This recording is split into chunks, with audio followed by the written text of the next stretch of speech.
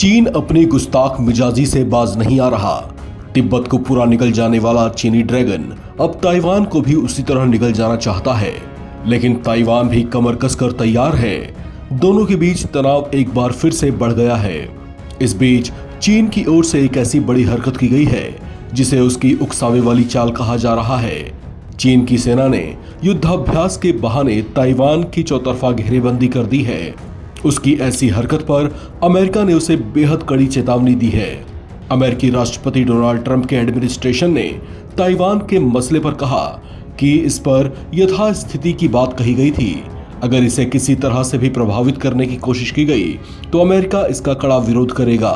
दरअसल चीन की सेना, नौसेना और उसकी वायुसेना के साथ साथ और उसके रॉकेट फोर्स ने भी ताइवान को चौतरफा घेर कर कब्जा करने का अभ्यास किया है, जिसे लेकर कहा जा रहा है कि उसका ताइवान को जबरन हथियाने का मास्टर प्लान तैयार हो चुका है, जिसकी प्रैक्टिस करके वो अपनी तैयारियों को पुख्ता कर रहा है।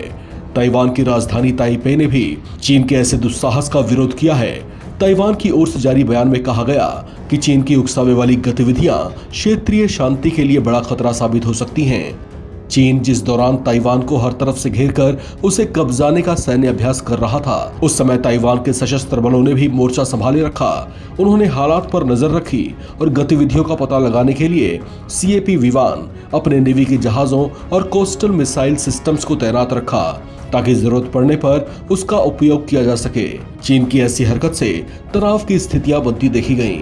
चीन की इस हिमाकत के बाद अब ताइवान ने भी कमर कस ली है। किसी संभावित खतरे को भांपते हुए ताइवान ने भी अपने जंगी बेड़े तैयार कर लिए हैं। संभावनाएं और हालात भविष्य में आमने सामने की लड़ाई के बनते दिख रहे हैं। इस खतरे को ताइवान बिल्कुल भी कम करके नहीं आंक रहा, क्योंकि चीन का गुस्सा उबल रहा है। वो कुछ भी कर गुजरने को आमादा दिखाई दे रहा है और उसकी गतिविधियां भी कुछ ऐसा ही इशारा कर रही हैं।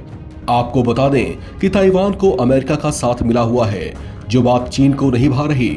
चीन ताइवान को अपना अभिन्न हिस्सा मानता है, लेकिन अमेरिका के हस्तक्षेप के कारण वो ताइवान को तिब्बत की तरह नहीं हड़प पा रहा। कुछ साल पहले जब अमेरिकी सीनेट की पूर्व अध्यक्षा नैन्सी पेलोसी ने ताइवान का दौरा किया था, तब भी चीन ने उनकी यात्रा का जोरदार विरोध किया था।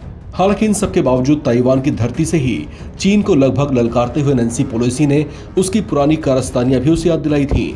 थियानमिन चौक पर चीन के नरसंहार की याद दिलाते हुए उन्होंने कहा था कि अमेरिका ताइवान में लोकतंत्र का हमेशा समर्थन करता रहेगा। ये बात चीन के लिए नाकाबिले बर्दाश्त थी, लेकिन वो चाह कर भी उस समय कुछ नहीं कर पाया था। चीन ताइवान की आपसी तकरार में अमेरिका की एंट्री होने के बाद से ही चीन बौखलाया हुआ है।